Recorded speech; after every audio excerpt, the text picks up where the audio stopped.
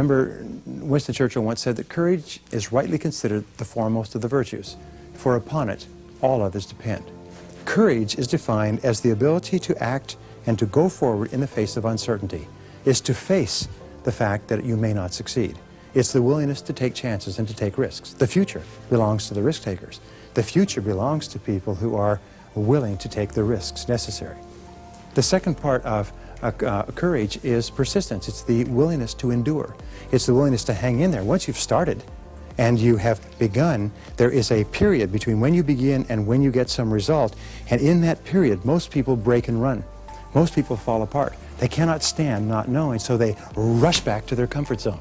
This is basically true in all the psychological work that's been done. But what you have to do is be willing to persist in the face of adversity, even though there is no guarantee of success. And here's the wonderful thing. When you persist, your self-esteem goes up.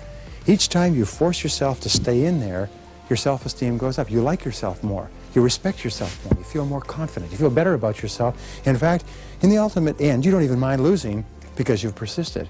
But here's the second thing, is persistence is self-discipline in action. And self-discipline is the foundation quality of a great personality. Everything we've talked about really depends upon our having the discipline to do it. And self-discipline means the willingness to do what you should do, when you should do it, whether you feel like it or not. Do what you should do, when you should do it, whether you feel like it or not.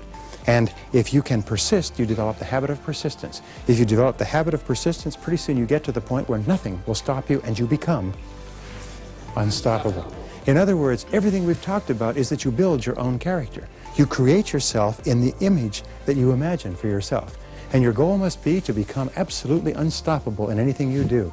Your goal must be to set big dreams and to set goals and to take responsibility and, by gum, to make anything out of your life that you want to make out of. To do anything that you want, because there's no limits. At least there's no limits that you'll ever reach or I'll ever reach in our lifetimes. Let me leave you with this little poem, and it's called Don't Quit. And this poem is something you've all heard. It was written by someone named Anonymous, so we don't have to pay royalties for its use. And it says, when things go wrong, as they sometimes will, when the road you're trudging is all uphill, when the funds are low and the debts are high and you want to smile but you have to sigh, when care is pressing you down a bit, rest if you must, but don't you quit.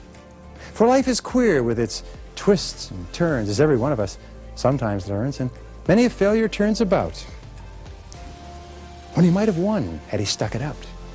So don't give up, though the pace seems slow. You may succeed with another blow. Success is just failure turned inside out. It's the silver tint of the clouds of doubt. And you never can tell how close you are. It may be near, but it seems so far. So stick to the fight when you're hardest hit. It's when things seem worst that you must not quit. And if you don't quit, and if you keep on keeping on, then you will become unstoppable. Yes, thank you very much.